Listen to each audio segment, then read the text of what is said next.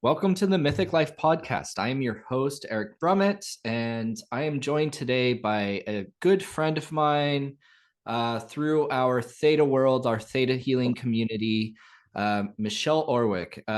She is absolutely living magically and has really held such a beautiful space for really holding this incredible energy of spiritual presence and essence and that mystic practice. So I'm so excited to have you on today, Michelle. Thank you for joining us.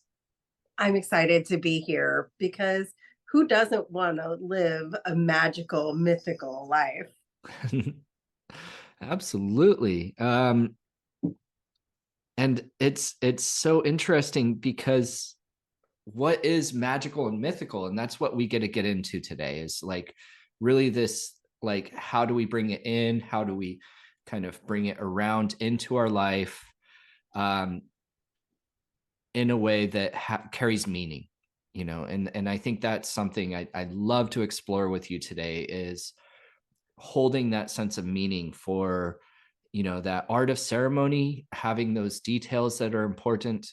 um I read your emails, I get them every week, and they really have this beautiful, inspiring energy. And I know you've been practicing theta healing for quite some time, as well as Since having a lot 2010, of other trainings. So, like, tell me, I really don't know your story. Where has this journey begun for you?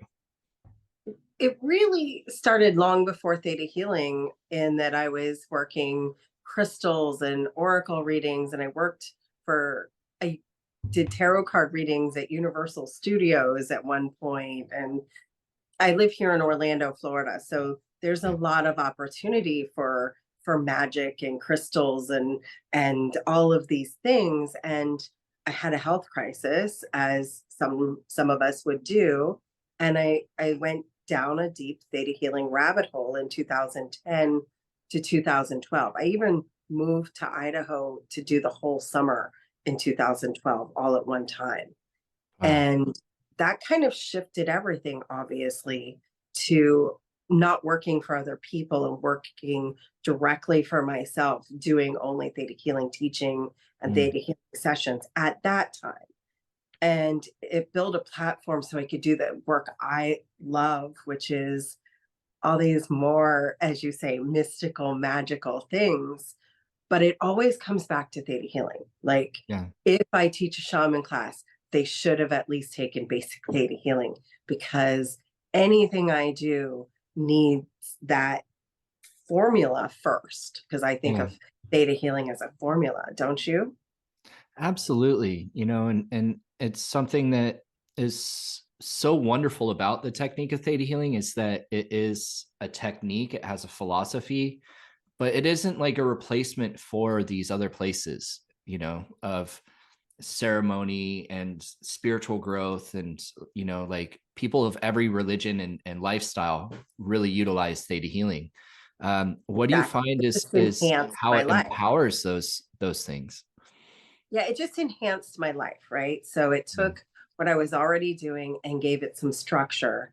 And then these last, 10 years, I get to live by the wheel of the year.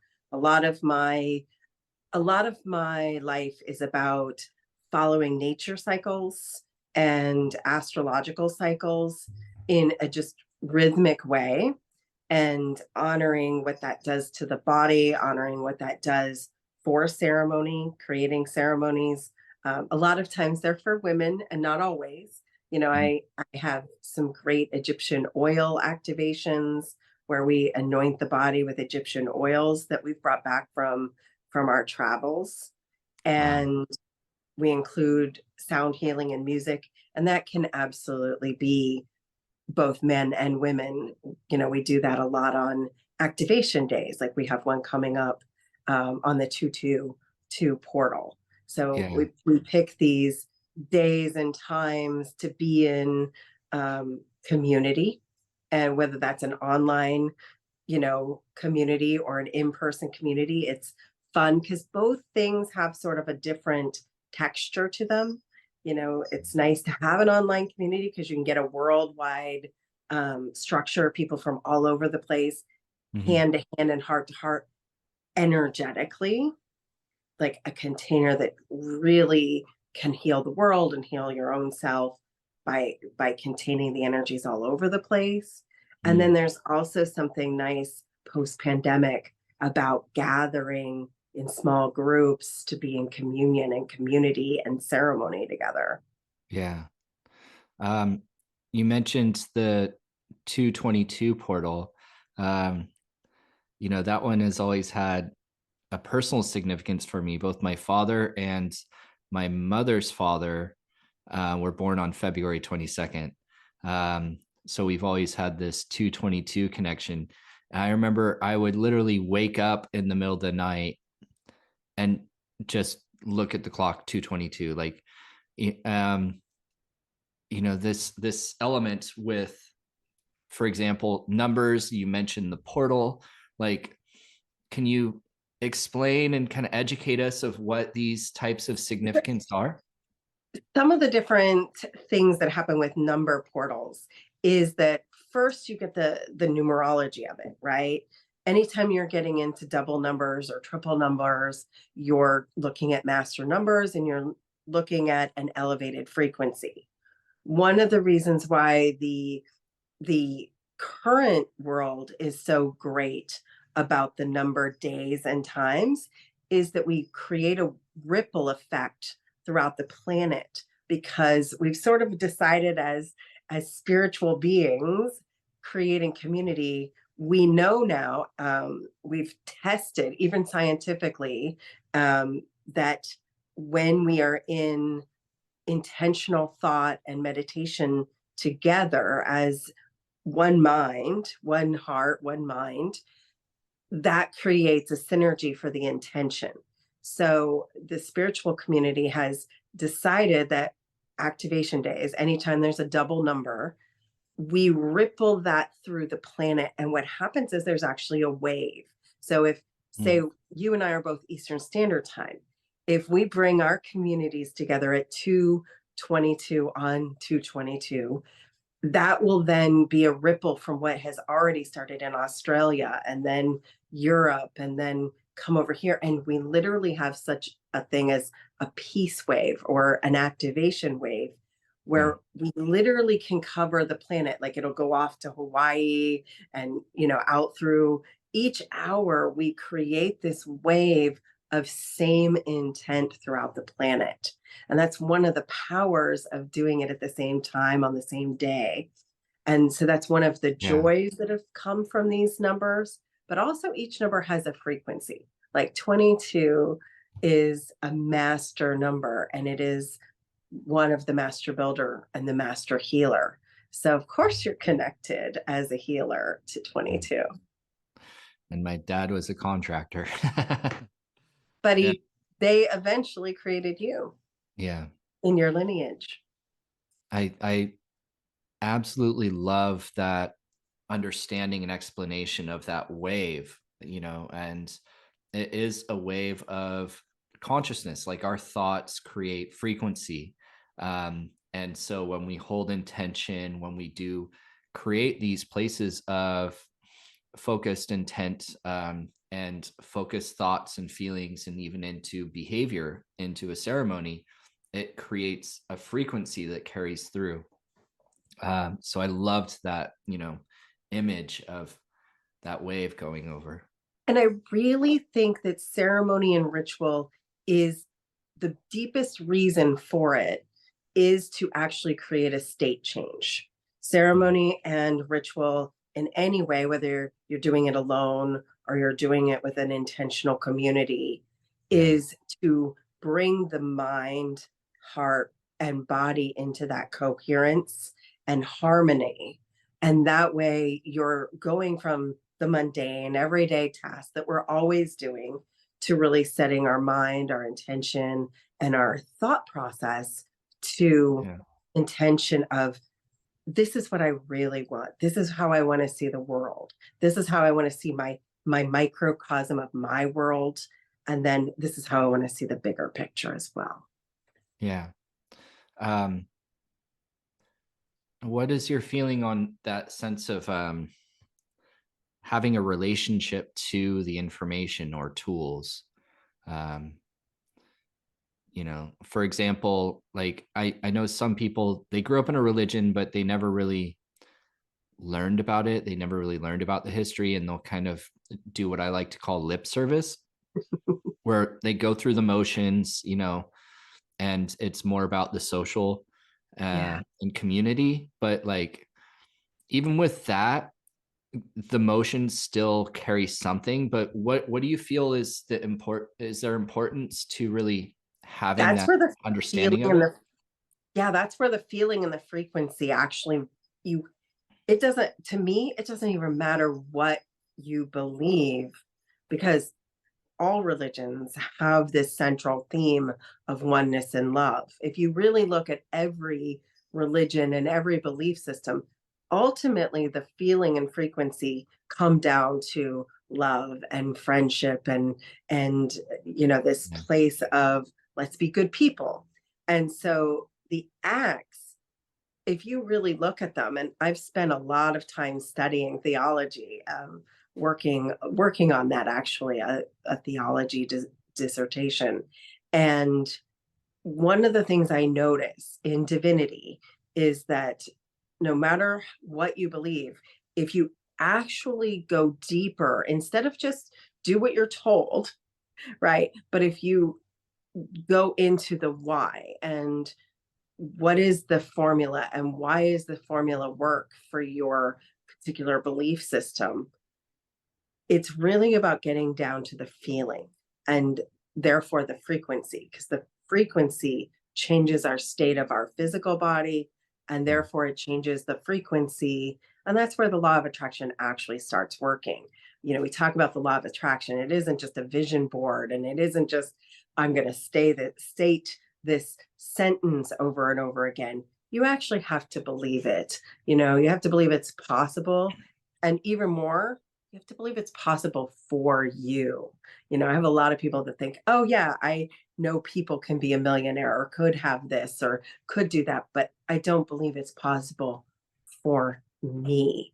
And that's where, when you use these tools, whatever toolbox you choose, and my toolbox is theta healing, Yeah. um, then you change what you believe is possible. And when that is true, when you believe it's not only possible, but inevitable, that's where the real magic comes into your frequency. Absolutely. I remember Sarah and we created a ceremony and event called Reclamation a I couple remember that. years ago, and it was about reclaiming free will. And in Theta, we do a lot of work with the subconscious, reprogramming the subconscious, and working out of limiting beliefs.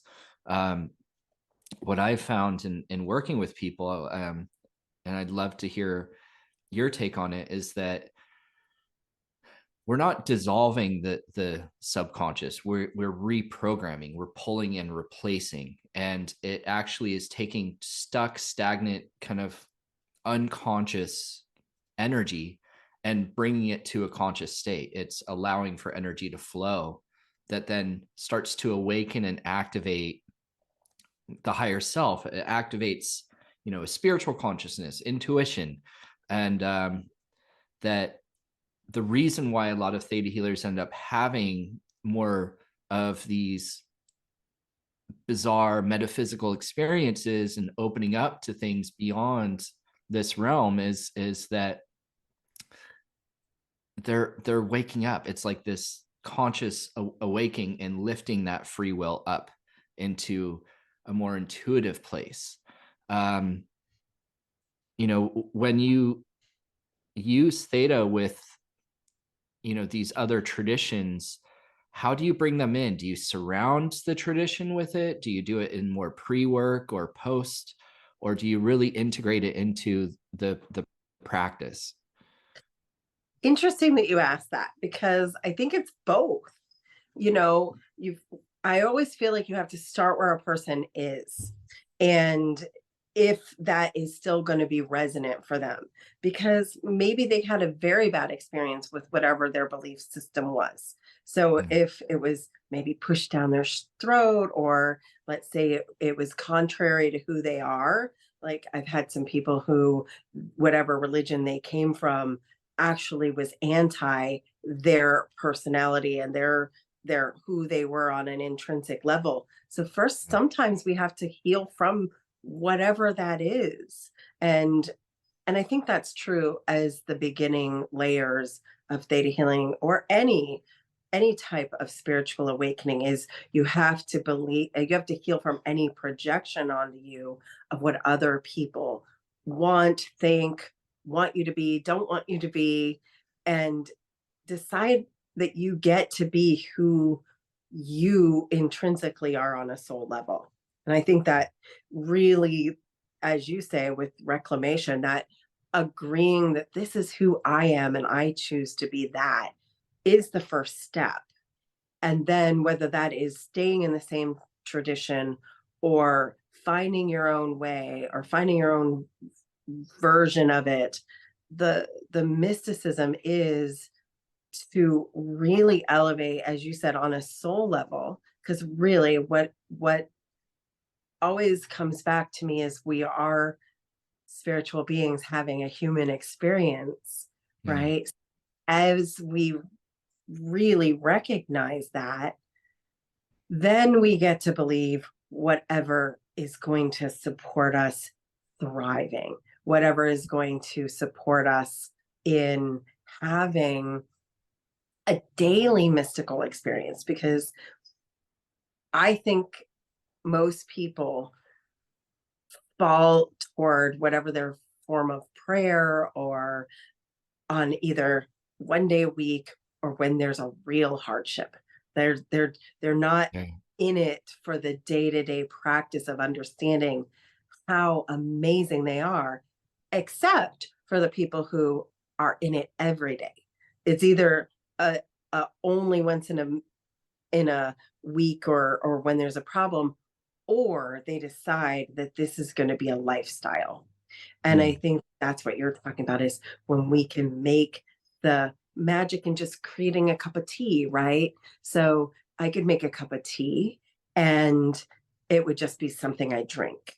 Or I could put specific herbs into my tea and I could stir it with intention, and I can bless the water and bless the experience, and I can stir the water in a way that I'm putting an intention in, and then I Yeah. can drink it and bring that into the essence of the cells of my body. Or I could just drink a cup of tea. So is it Yeah. life going to be magical, or is life just going to be mundane? And that's a choice and an intention. That really is the art form of ritual, isn't it? Is focused intention to create an enhanced experience. Um, And it bridges that place of spirit and bringing us back into our body, because the other thing I'm really really clear on, that I think a lot of woohoo spiritual people don't see, and what I think theta healing has taught me, and my other learnings have taught me, is that it's an embodiment practice, right? It is, you have to have all those chakras going, not just the crown chakra and the third eye. You have to have the root chakra and the real stuff happening too. And yeah. when you're in your body and magic and ritual, and when I say magic, I mean intention, as you just used the word intention. When you're in your body having an embodied magical experience, then you're living, well, of course there's a synchronicity, and when something good happens, it becomes, of course that's happening for me, with me, and through me, instead of, oh, that's just a synchronicity, it's never going to happen again. And you're Yeah. looking for the synchronicity, you're expecting everything to be working and going your way, and even when it appears to be like way off track, when you get into a line with your beliefs and you do believe that you're worthy, which I think is one of the first and worthy and good enough and deserving are like what we have to do with our theta healing belief structure in the Yeah, early parts, right? You've got to absolutely. be worthy, deserving, and looking for it. But once that happens, once people get through that part of their healing, then they're looking for, and I'm expecting the miracle. And then when it happens, they're not turning down the miracle because they don't think it's for them, right? That's when it becomes like, oh, but of course this is happening for me. And what else can I find? And then what else can I find? And it just is this snowball effect of, instead of being the bad, negative, downward spiral, it's that wonderful, joyful upward spiral we get to have. Yeah. I know, right now we're in February. For me, I always find that the clock of the year really falls with winter solstice. Hmm. Um, and so as a family, as a tradition, we have our ritual that we've kind of brought to life and brought forward from deeper family roots. Growing up, I grew up without electricity for my formative years, for 0 to 5. My older siblings, it was much longer. And my mom grew up Christian. She's like, I always wanted to have lights on the tree, but they don't have power. So they do the clip-on candle lights, and started to embrace like that sense of ceremony and ritual with candles. And it's one of the traditions that really carried forward, that we would light the candles on solstice, on winter solstice. And Sarah and I, we included in that, some process, some belief work of theta healing, and some manifesting traditions with that it's kind of like the new moon of the year. It's like that Right. time period where you're cultivating light inside, and every day light grows. um,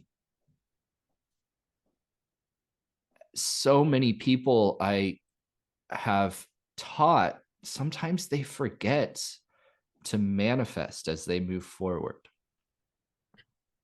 Oh, And right. like, it's just like, oh, let's just work on beliefs and things like that. And they forget, before action, before trying to create something, like, let yourself have a moment of ceremony to invite in, to have manifestation beyond just this third plane of existence, animal cause and effect action, to invite in beyond the mundane. um, so with ceremony, it brings in that significance, right? It brings in like creating a moment that is more than mundane. um I always call that the still point, Still point. right? The still point, because when you're empty, so let's talk about the breath for a second. They say the best inhale is from the best exhale. So you become deeply exhaling, therefore you have the best next breath. You can truly fill your lungs if you've emptied them first, Mm. right? So we empty with the belief work. So, like, to me, in ceremony and magic and theta healing, it's always get rid of. And in ceremony, the getting rid of can be something like incense or sage, or clearing the space, or creating sacred space. Just cleaning up can be creating sacred space. But whatever it is, you're making room. That's the exhale. And then the still point is that place, and that's the ritual, right? Where you've let go. You've even burned a list of things and said, I don't need these anymore. You've done the theta healing belief work, and it's gone. And Mm. then here's the ceremony, like you're saying, with lighting the candles and creating a ritual. And I love the communion of creating as a conversation, and what are your dreams? What do you want? I love that intention, whether that's the beginning of the year at the solstice, whether that's, we just hit Lunar New Year's, another point.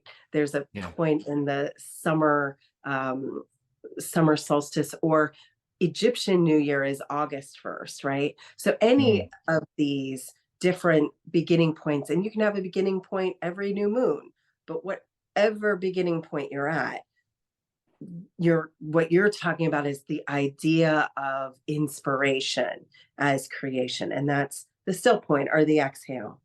yeah. And then the magic starts when you actually start bringing in the breath. And that's when in theta healing, we'll use that as downloads and meditation to continue to see the as if the gratitude as if it is already done, because it is in the quantum field, right? It is already done once the imagination has taken form. But Mm, the imagination comes in that still point, and that's why ritual is so powerful. yeah, absolutely. Um, do you practice creating ceremony, or is it mainly pulling from traditions? Like, what do you best like to do in the way of creating?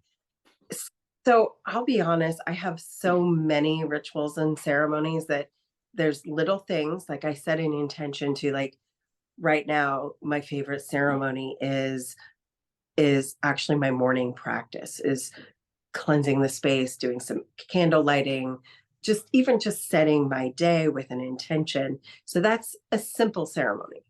If I'm talking about a ritual or I want to create ceremony for other people, I will sit and meditate and contemplate and be like, what does this group of people or what does this particular time require?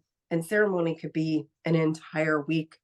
um, Sometimes I do sacred tours where we take people somewhere. So I'm starting to create ceremony now for, I'm taking a group of people through England over the summer solstice. And we're Wow. staying at the Chalice Well and we're going to Stonehenge. So that's a 10-day ceremony with mini ceremonies sprinkled without. So the whole thing has to be in intuitively picked out. Like you have to decide and craft, okay, now we have the people. We know this tour is sold out. And now I can look at what is the needs of these people? What's the transformation that this group can share together? Like it's a journey. It's not just physically to places, but each of these sites hold a vibration and a remembering and an activation.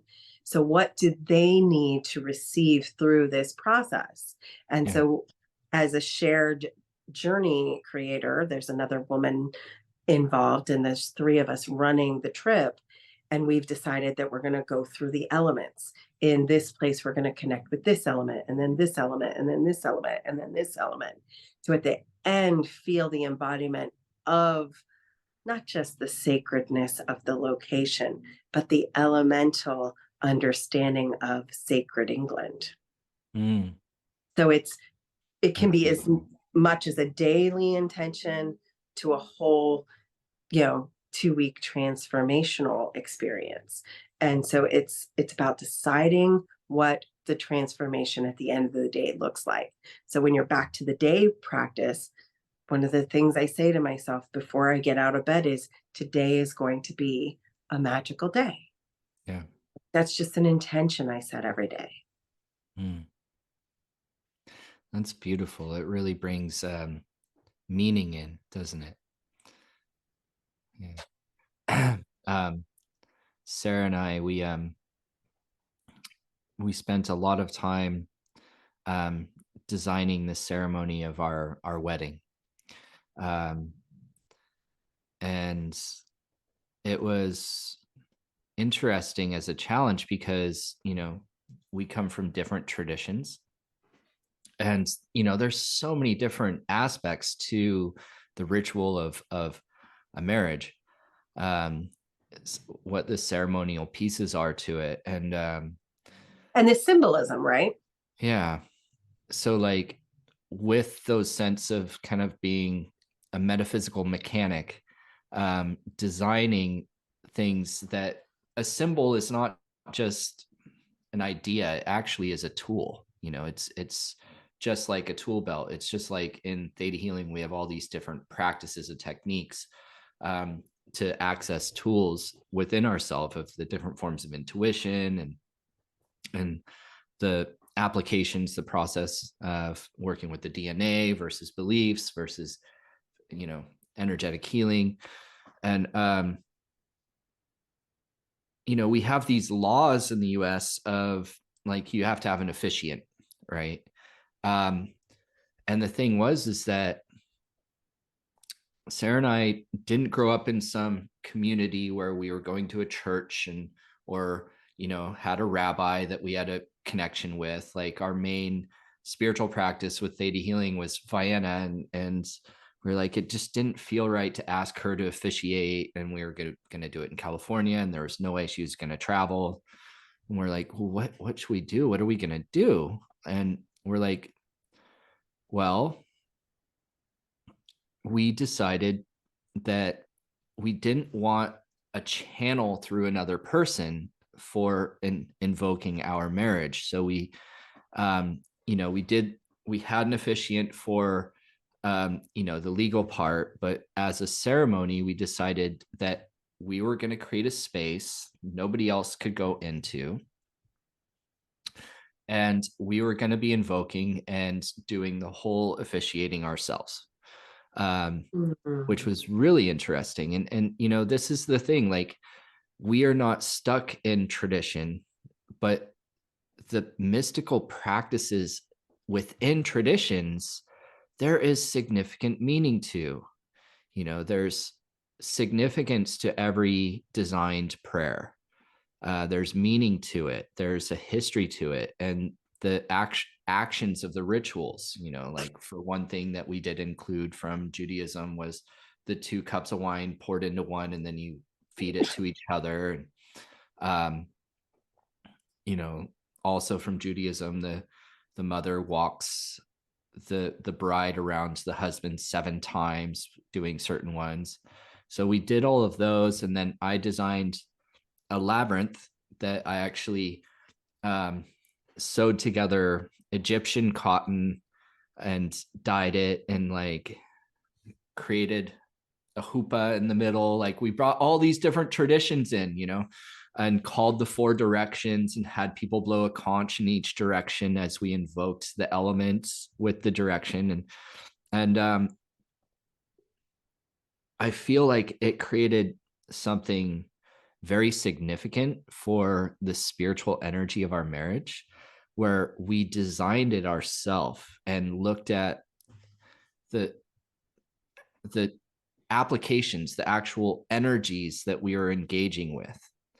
And I think that's something so important, you know, of like being selective, that, you know, there's a lot of these things of superstitions, right? And superstition is kind of fear-based, but like it's also a relationship to recognizing that there is something powerful.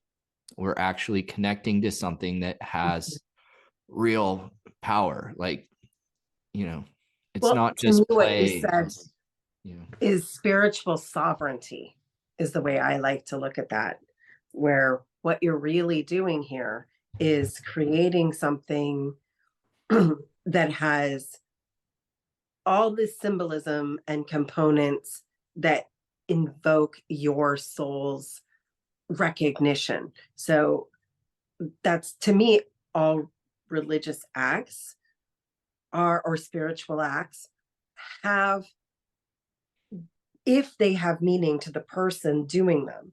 And because earlier you asked, you know, what do you do if you're just doing lip service? As long as it has meaning and you choose to allow it to have meaning, that's where the spiritual significance actually comes in. And that's where it sort of takes root in our embodiment, right? When it's just, I'm going to do this, I'm just taking whatever tradition somebody else does and I'm just going to do it, it doesn't have the same meaning as that very deliberate creation you're talking about. And yeah. that's exactly what I'm saying is, when each aspect of your day or your ritual or your life becomes a celebration, then you're living you're living that magical, intentional, and supernatural life, because we realize that we're more than just these like bodies. We're so much more. We're expansive in our wholeness. And I think that's why theta healing has been so good to me and so many other people, is some of the foundations get you the wholeness back to be able to be in that sovereignty. That it, whether it's reclaiming soul fragments or whether it's healing the broken soul or whatever it is, you've got to be whole to have sovereignty. Mm. Right. And that's why I think you guys were able to create such magic, is because you're two whole beings coming together in an interconnected way versus two beings that are just here trying to be like more like a jigsaw puzzle, where I'm going to fill in your wound, like if you want to use secure Yeah. relationship style versus all the other styles, you're in secure relationship style, being two whole beings having a life together, versus when we try and just fill in where somebody else is wounded with our wound to get some kind of validation or to be broken together, then we're not in sovereignty anymore.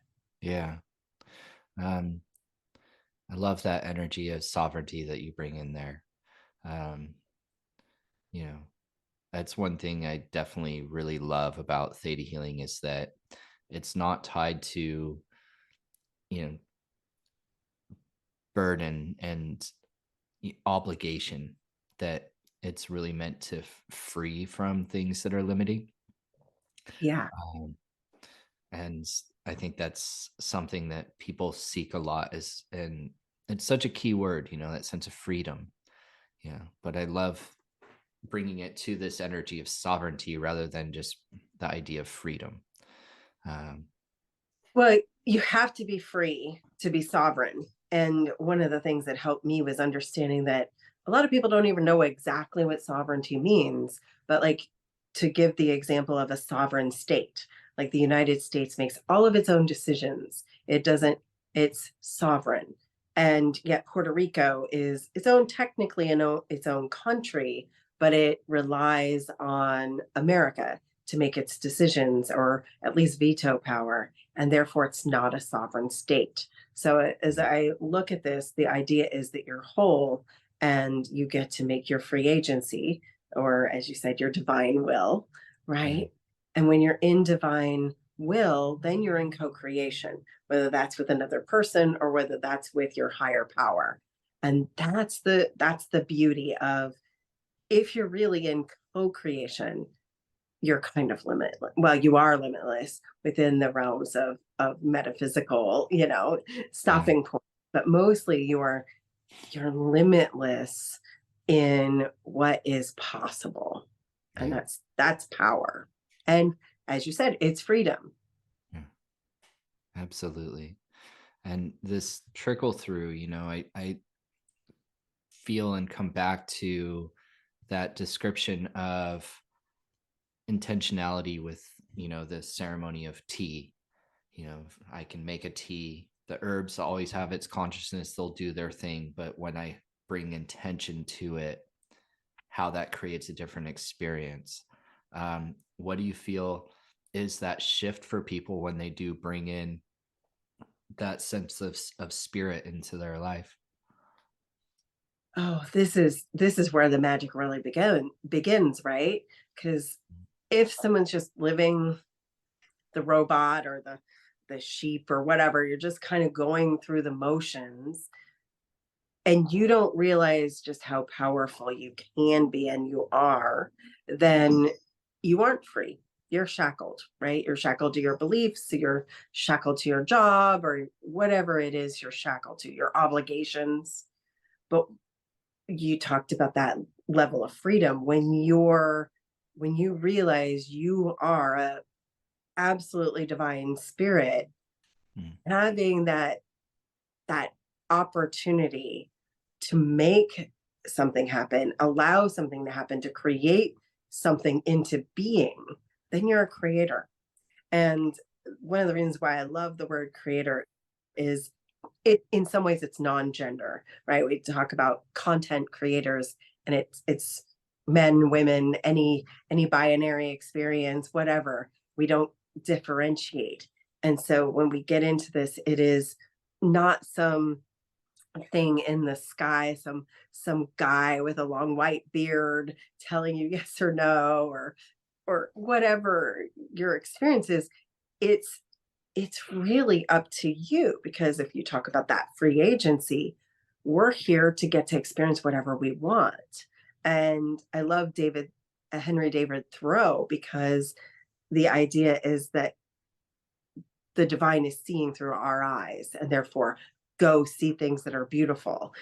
If Mm, the divine is having a, a mouth-watering experience by tasting something that's amazing, so go eat something amazing. Go yeah. make art, make music, make an expression that is becoming bigger than you, and create something, because then you are actually the hands of creation. You're the eyes of creation. Go make a miracle, do something for someone else, and then you're the hands of the miracle. Mm, Give in service, and then you become the miracle, and you're the answer to someone's prayer, because there's so many opportunities for us to act as philanthropically the answer to someone's prayer. ah, that's beautiful. Um, we are Mythic Life, free thinkers, deep feelers, courageous trailblazers. We own our myth with our vibes, how we think, feel, and act. We believe that love is a given, not something earned, that spiritual is sexy, kindness is cool, and earth is sacred, that everybody has superpowers, and life is too boring without magic. We walk our talk, and when life gets real, we heal. We choose our path and make it epic. And I just want to thank you so much for joining and living magically. Michelle Orwick, everybody. If you want to know more about Michelle, um, visit her website, magicalmichelle.com. The link is in the description of this podcast. And I just really appreciate you coming on with me today and doing this. It's been so uplifting and exciting. It really reminds me of the importance of that intention and holding that space. So thank you so much. Thank you so much for having me, Eric. It's been a true pleasure. And don't forget to live magically. Absolutely. Absolutely. And for everybody, if this is your first time visiting here, you can subscribe below. Check out, we have a lot of things going on at mythiclife.com. Every month we do have a free healing circle if you want to be guided through some theta healing process of doing healing on yourself and holding healing for the world. That is every month on a Wednesday. And we have some really wonderful events coming up. So visit our website, mythiclife.com, and subscribe to the podcast below. And thank you so much once again. And, these come out, our podcast is on the second and fourth Thursday of every month.